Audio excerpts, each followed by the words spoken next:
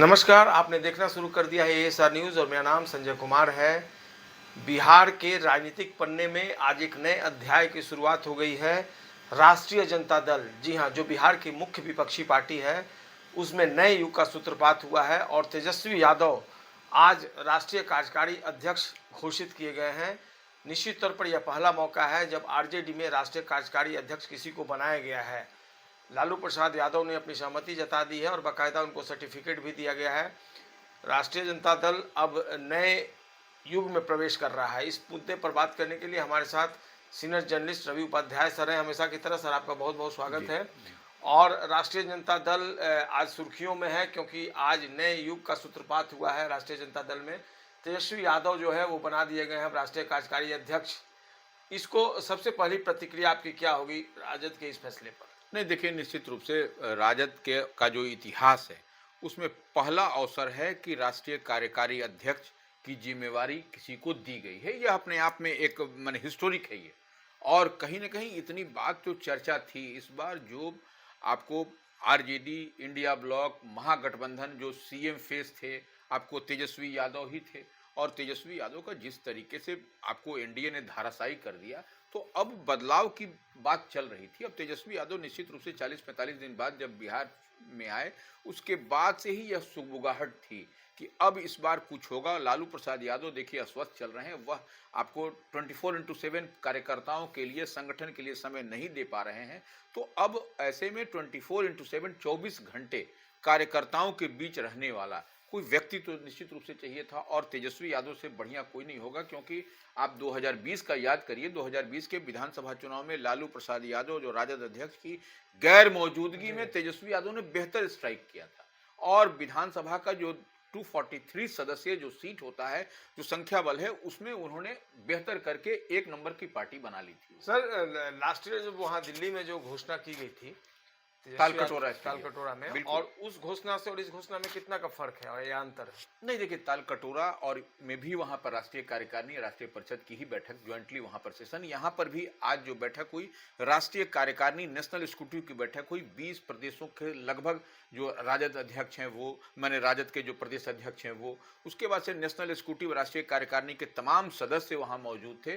तो वह इक्वली दोनों ही माने इक्वल है, दोनों ही माने राष्ट्रीय कार्यकारिणी की बैठक वो भी थी। ओपन सेशन उसमें था, इसमें आप ओपन सेशन नहीं देख रहे थे। अंदर खाने में बात हुई और उसके बाद विधिवत आपको फुटेज दिखाई पड़ा, जो बात अंदर खाने में छन करके आई। और बयाबते लालू प्रसाद यादव ने प्रमाण पत्र दिया, जो सर्टिफिकेट होता है वह दिया तेजस्वी यादव को राष्ट्रीय कार्यकारी अध्यक्ष राजद का की घोषणा के बाद। छूकर उन्होंने आशीर्वाद भी लिया लालू प्रसाद यादव। देखिए, निश्चित रूप से सर्वसम्मति से हुआ, हाथ उठा करके सब लोगों ने समर्थन किया। हाँ, भोला यादव जो राष्ट्रीय महासचिव हैं, उन्होंने प्रपोजल रखा, प्रस्ताव रखा। उसके बाद से मंगनी लाल मंडल ने, जो प्रदेश अध्यक्ष हैं राजद के, उन्होंने कहा। उसके बाद से लालू प्रसाद यादव ने विधिवत अनाउंसमेंट के साथ प्रमाण पत्र दिया।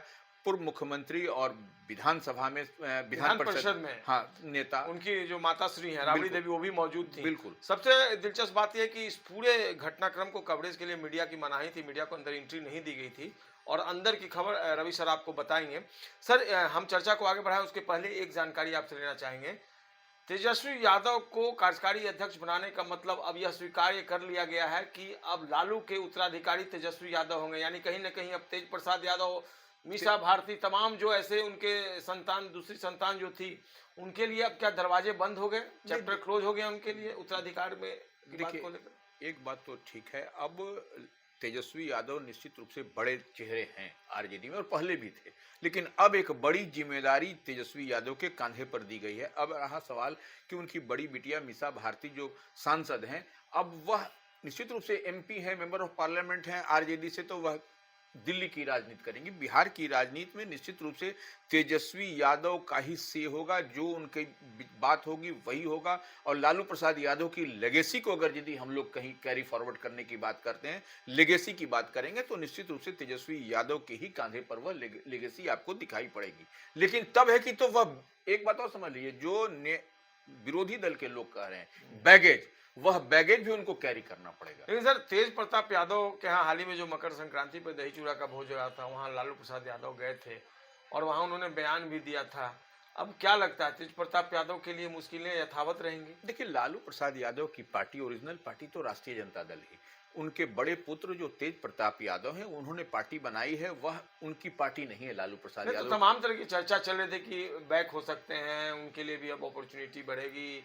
लालू यादव पिता के तौर पे गए हैं उनके पास, तो ये सब संभावनाएं अब छीन होती हुई नजर आ रही हैं। नहीं, देखिए, पिता के लिए तो दोनों पुत्र समान है, जहां पर पारिवारिक मसला है। लेकिन जब पॉलिटिकल लाइन और लेंथ की बात करिएगा तो वहां पर निश्चित रूप से वह तेजस्वी यादव के साथ खड़े होंगे, क्योंकि वह पुरानी पार्टी है राष्ट्रीय जनता दल, जिसको लालू प्रसाद यादव ने सींचा है, जिसको बनाया है, जिसको बड़े मैप पर लाया है, बड़े कैनवास पर लाया है। तो वह निश्चित रूप से वह लालू प्रसाद यादव की उससे सहानुभूति भी है, लगाव भी है, पार्टी को बचा के रखना। देखिए, पार्टी और माँ दोनों ही आदमी को बचा के आदमी रखता है। तो निश्चित रूप से यह लालू प्रसाद यादव के लिए अपनी भी जरूरी और मजबूरी है कि पार्टी को हम बचा करके रखें।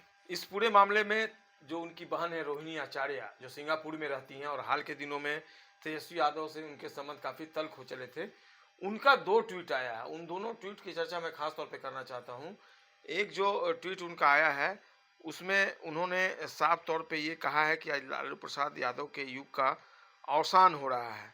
और उन्होंने जो चर्चा की है, मैं ट्वीट ही पढ़ देता हूं कि वो ट्वीट में क्या कुछ कहती हुई नज़र आ रही हैं। तो देखिए, बिल्कुल ये ट्वीट जो है ये इस वक्त हमारे सामने है, और ये रहा उनका ट्वीट।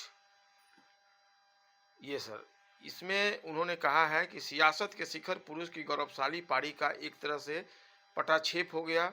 ठकुर सुहाती करने वालों और गिरोह ए घुसपैठ को उनके हाथों की कठपुतली बने शहजादा की ताजपोशी मुबारक। ये यानी अपने भाई पर तंज कस रही है वो। बिल्कुल बिल्कुल, बिल्कुल। और यही रोहिणी आचार्य ने ट्वीट किया है, जो मैं आपको दिखा पा रहा हूं। तो इसका क्या मतलब निकाला जाए सर? नहीं, देखिए, निश्चित रूप से रोहिणी आचार्य का 2 ट्वीट आया, एक्स पर पोस्ट किया। आज जो सो राष्ट्रीय कार्यकारी अध्यक्ष जो तेजस्वी यादव बने, उससे पहले 2 पोस्ट उन्होंने किया अपने। तो दोनों पोस्ट से अब पहला पोस्ट हम आपको बता दें, फिर उसके बाद दूसरे पोस्ट पर आएंगे। पहले पोस्ट पर उन्होंने उस पर भी तंज कसा है जी। और उन्होंने कहा है, देखिए, यही हम बता रहे हैं कि इधर जो है सो आरजेडी में सत्ता के औपचारिक हस्तांतरण और तेजस्वी युग की शुरुआत के तौर पर देखी जा रही है।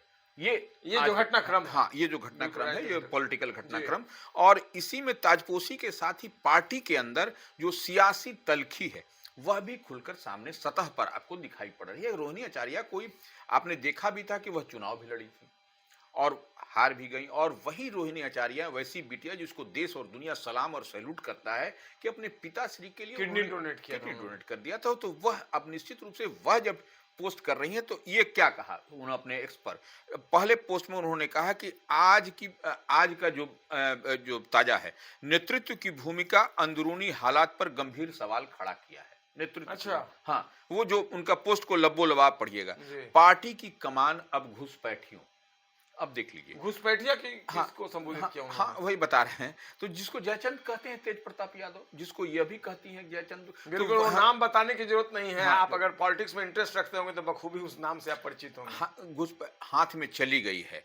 लालू यादव की राजनीतिक विरासत माने पॉलिटिकल विरासत, जो लालू प्रसाद यादव, जो रोहिणी आचार्य, तेज प्रताप यादव, तेजस्वी यादव, मीसा भारती के पिताश्री हैं, उनकी राजनीतिक विरासत को सुनियोजित तरीके से कमजोर किया जा रहा है।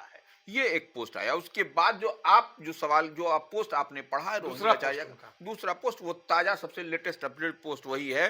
रोहिणी आचार्य ने अपने एक्स पर यही कहा कि ठकुर सुहाती करने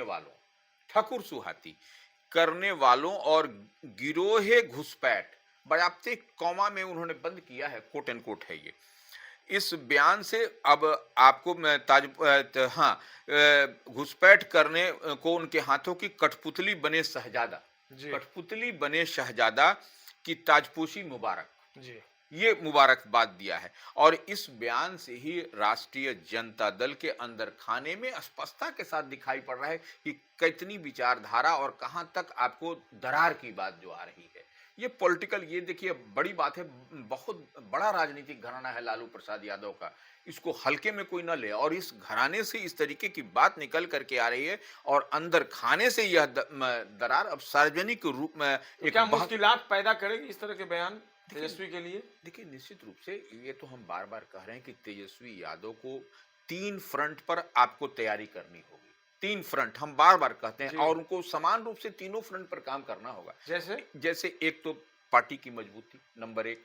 नंबर 2, जो परिवार के अंदर में इस तरीके से जो दरार की दिखाई पड़ रही है, इसको उनको पैचअप करना पड़ेगा।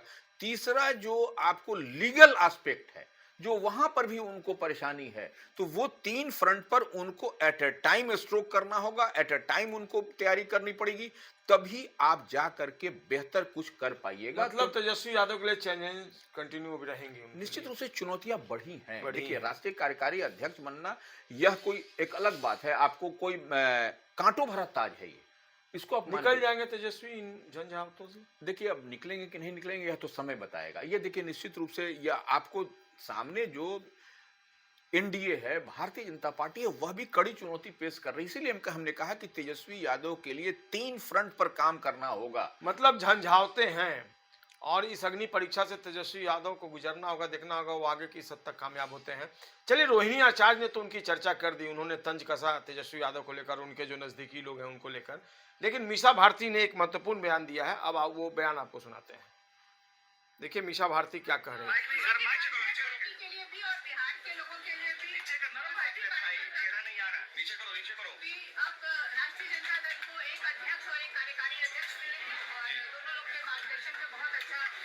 ध्यान देंगे सर इनके बयान पे।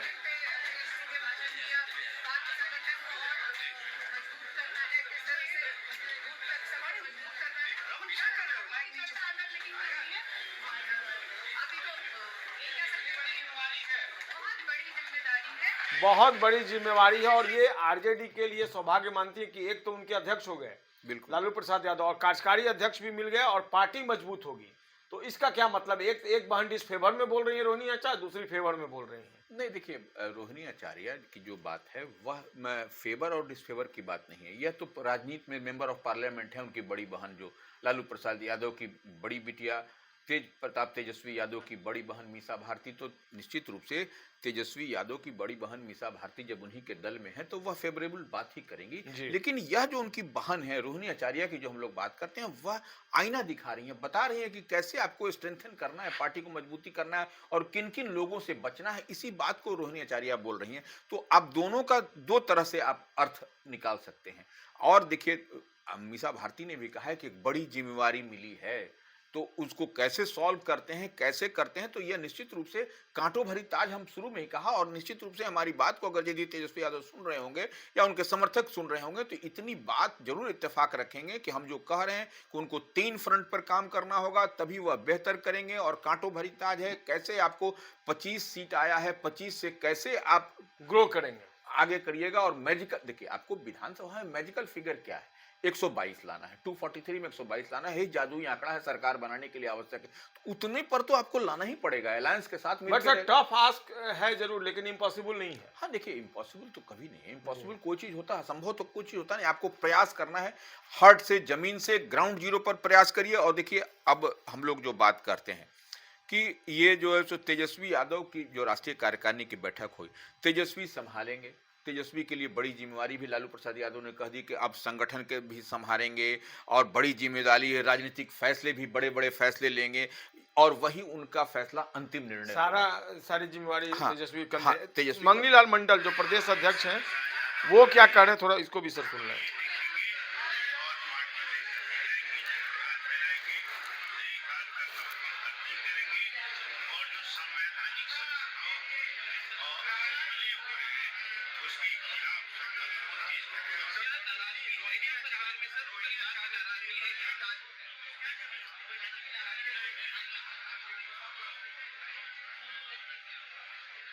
रोहिणी आचार्य की नाराजगी पर पूछा गया तो इस पर उन्होंने कोई जवाब नहीं दिया। कोई एक और चीज है, इस पर इसका जवाब लेंगे। संवैधानिक संस्थाओं का जो दुरुपयोग किया जा रहा है, सीधे तौर पर केंद्र सरकार को घेरा जा रहा है, इन दोनों पर क्या कहना चाहेंगे सर? नहीं देखिए संवैधानिक संस्थाओं पर देखिए यह निश्चित रूप से विपक्ष की पार्टी है, तो संवैधानिक संस्था कौन है? वह आप समझ रहे हैं किस पर किस ओर इशारा हो रहा है, किस ओर कहा जा रहा है, तो उस पर हमको नहीं आना। देखिए, वह तो आप राजनीतिक पॉलिटिकल प्लेटफॉर्म पर कोई भी रहेगा तो वह इस तरीके से आरोप प्रत्यारोप लगा देगा, लेकिन निश्चित रूप से जब रोहिणी आचार्य पर सवाल है तो वह कौन है? लालू प्रसाद यादव की बिटियां हैं, उनके बारे में कौन बोलेगा? कोई नहीं बोलेगा। उस पे मंगल मंडल कुछ बोलना नहीं चाह कोई रहा। नहीं बोलेगा, कोई नेता से, किसी कार्यकर्ता से आप बात करिए, नहीं बोलेगा। लेकिन एक बात तो संजय जी आप मान के चलिए कि तेजस्वी यादव जो जिनको बड़ी जिम्मेवारी आज की तारीख से मिली है, तो यह लालूवादी समझिएगा राजनीति का उत्तराधिकारी उनको बनाया गया है। तो यह कहां तक लेकर के जाएंगे कि तेजस्वी यादव जो अंतिम पायदान पर बैठा हुआ वंचित वर्ग को, सामाजिक और आर्थिक न्याय के सवाल को कहां तक उनको पेनिट्रेट कर पाएंगे और उसको संघर्ष के लिए कहां तक जाएंगे, और उनको सड़क पर निकलना होगा, तभी लालू प्रसाद यादव की लेगेसी को वो कैरी फॉरवर्ड कर पाएंगे तेजस्वी यादव। जो अपोजिशन रूलिंग पार्टी है ओपोजिशन में, वो बहुत तंज कस रहा है सर। नीरज कुमार जो जेडीयू के मुख्य प्रवक्ता है, उनका बयान आया, काफी दिलचस्प बयान दिया है, सुन लीजिए। ये जो बयान आया, क्या बोल रहे हैं वो? लेकिन तेजस्वी यादव को कार्यकारी राष्ट्रीय अध्यक्ष बनाने से यह तो तय हो गया कि लालू जी अब राजनीतिक रूप से निष्प्राण हो गए, राजनीतिक रूप से अचेत हो गए। उनकी भूमिका महुआ बाग और पटेल नगर में मकान बनाना और अवैध रूप से अर्जित संपत्ति की निगरानी रह गई है। सर देख लीजिए, निष्प्राण हो गए लालू यादव, अचेत हो गए। उनकी भूमिका अब कौटिल्य नगर और महुआ नगर में जो मकान बनाना है, उसकी रखवाली करना, उसकी देखरेख करना, और जो अवैध संपत्ति अर्जित की गई है उसको सुरक्षा देना, अब यही भूमिका रह गई। कितना किस तरीके से तंज कसा जा रहा है। निश्चित रूप से नीरज कुमार प्रखर वक्ताओं में उनकी गिनती होती है। जनता दल यूनाइटेड के बिहार विधान परिषद के सदस्य हैं और अभी उनकी तबीयत खराब है, अस्वस्थ चल रहे हैं, लेकिन बयानबाजी से बात नहीं आ रही है। ठीक है, तो वह देखिए, वही हम कह रहे हैं कि देखिए, अब जैसे पक्ष और विपक्ष, ये तो बयानबाजी चलेगा। अब लालू प्रसाद यादव अस्वस्थ हैं, इतनी बात तो हम लोग सब कोई जानता है, पूरे बिहार के आम आवाम जानती है। तो ऐसे में निश्चित रूप से उनके पास कोई ऑप्शन भी नहीं है सिवाय तेजस्वी यादव को जिम्मेवारी सौंपने के। तो वह निश्चित रूप से तेजस्वी यादव को एक बड़ी जिम्मेवारी दे करके, अब कह लिया जाए कि लालू प्रसाद यादव जो राजद अध्यक्ष हैं, उनके लिए भी कोई सुकून का है। अब देखना पड़ेगा कि तेजस्वी यादव जो है सो क्या करते हैं। अपने गुरु, अपने पिताश्री राजद अध्यक्ष जो लालू प्रसाद यादव जो राजनीति के माहिर जानकार हैं, उनसे वह क्या क्या सीखते हैं, क्या क्या समझते हैं। राष्ट्रीय कार्यकारी अध्यक्ष घोषित किए जाने के बाद तेजस्वी यादव ने अपने संबोधन में क्या कुछ कहा है अंदर में, इसके बारे में हम रवि सर से हम जानकारी लेते हैं। सर, क्या कुछ अपने संबोधन में कहा है तेजस्वी यादव? देखिए, हम जितनी बात करें, मीसा भारती ने भी कहा, उनकी बहन है, बड़ी बहन, उन्होंने भी कहा कि देखिए, निश्चित रूप से एक बड़ी चुनौती है उनके सामने।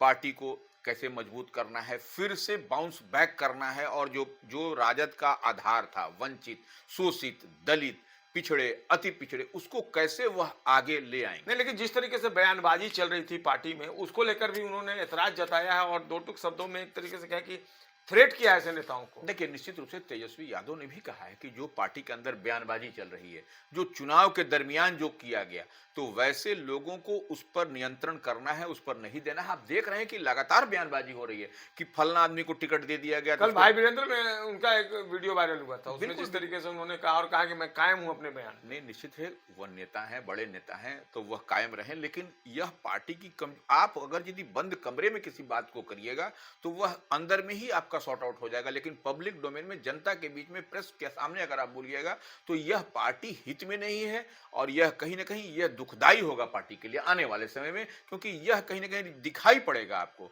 कि पार्टी में कितनी नाराजगी है। अब जैसे हम बार बार कहते हैं, जो जितनी बात छन करके आ रही है, यह पार्टी के लिए तो बेहतर नहीं है ये। बिल्कुल बिल्कुल। अब तेजस्वी प्रसाद यादव राजद के राष्ट्रीय कार्यकारी अध्यक्ष घोषित कर दिए गए और निश्चित तौर पर आने वालों में दिनों में बिहार की राजनीति दिलचस्प मोड़ पर दिखेगी। कैसे वो सरकार को घेरते हैं, विधानमंडल का सत्र है, उसमें उनकी क्या भूमिका होगी, तमाम जो ऐसे इशूज हैं सर, इसमें हमारी नजरें बनी रहेंगी। एक और चीज़ है सर, अभी हाल में जो राजीव प्रताप रूढ़ी हैं, सांसद हैं छपरा से, उन्होंने बयान दिया था कि तेजस्वी यादव विदेश से लौट गए हैं तो अब बिहार में अपराध बढ़ जाएगा। इसको लेकर एक आपत्तिजनक बयान आया है। मुकेश रोशन जो महुआ से पूर्व विधायक थे, उन्होंने कहा कि अगर उनके घर में न्यू बॉर्न बेबी भी होगा तो उसके लिए वो तेजस्वी को जिम्मेवार ठहरा देंगे। नहीं, देखिए, यह तो राजनीतिक, निश्चित रूप से आप चर्चा कर रहे हैं, यह कहा गया था कि जब तेजस्वी यादव, देखिए, हम बार बार कहते हैं कि बीते दिन वह नहीं थे, चुप्पी साधे हुए थे, नहीं कुछ बोल रहे थे, वो आए हैं, उसके बाद से जो पूर्व केंद्रीय मंत्री हैं और भाजपा सांसद हैं, उन्होंने राजीव प्रताप रूडी ने कहा कि जब वो आ गए हैं तो अपराध बढ़ गया है, जब वो नहीं थे तो वही अपराध नहीं था। तो लेकिन यह तो एक देखिए, यह तो एक दूसरे पर ठिकरा फोड़ने वाली बात है, ऐसी कोई बात नहीं है। देखिए, आप चुप भी रहिएगा तो भी सवाल होगा, आप नहीं बोलिएगा तो भी सवाल होगा। तो इतनी बात तो तेजस्वी यादव भी बीते दिन जब पार्टी के जननायक कर्पूरी ठाकुर के जयंती समारोह में उन्होंने इस बात को भी उन्होंने भी कहा है, तेजस्वी यादव ने भी कहा है। तो यह अब देखिए, यह तो चलेगा, यह पॉलिटिकल यही गेम है। कौन सह मात का खेल है, कौन सह कहां पर आपको देना है, कहां मात करना है, यही तो राजनीति है। सर, एक आखिरी सवाल आपसे ले लेते हैं। तेजस्वी प्रसाद यादव राष्ट्रीय कार्यकारी अध्यक्ष बन गए, क्या सत्ता पक्ष की तरफ से उनको इसके लिए शुभकामनाएं मिलेंगी?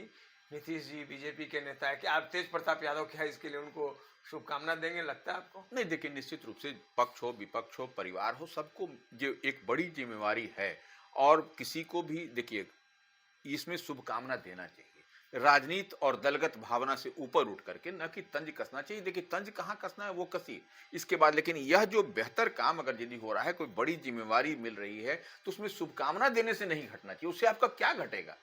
इसलिए घटने वाली बात नहीं है। हाँ, आप किसी को थैंक्स दे दीजिए, थैंक्स देने से आपका क्या घटेगा? न पैसा खर्चा हो रहा है, न कुछ खर्चा हो रहा है, तो थैंक्स देने से भी कोताही मत बरतिए। बिल्कुल रवि सर के इसी जवाब के साथ हम आपको यहीं पर छोड़े जाते हैं और देखना होगा कि जो नेता शुभकामना दे रहे हैं, कौन कौन से नेता दे रहे हैं तेजस्वी यादव को अपनी शुभकामनाएं, तेज प्रताप यादव क्या अपनी तरफ से शुभकामनाएं उनको दे रहे हैं, नहीं दे रहे हैं, इन सवालों का जवाब हम जरूर ढूंढने की कोशिश करेंगे।